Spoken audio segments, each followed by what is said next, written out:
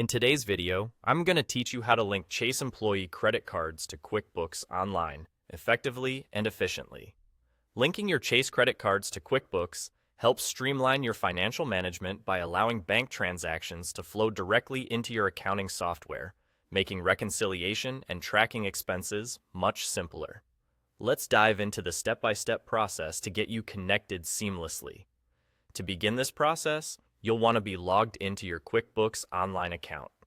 Once there, take a look at the menu panel on the left side of your screen.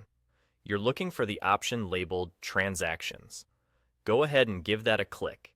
This section is your gateway to managing your financial data, and it's where you'll initiate the link between QuickBooks and your Chase credit cards.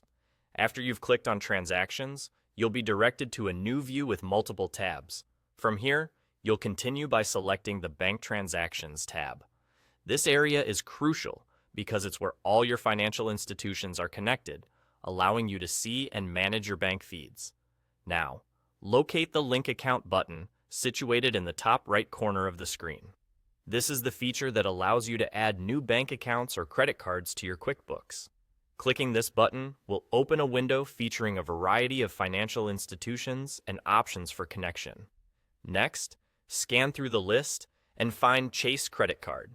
Click on it, and you will be prompted to proceed with their authentication and connection process. This step is essential for ensuring a secure link between your credit card account and QuickBooks so that your financial data is protected as it flows between the two platforms.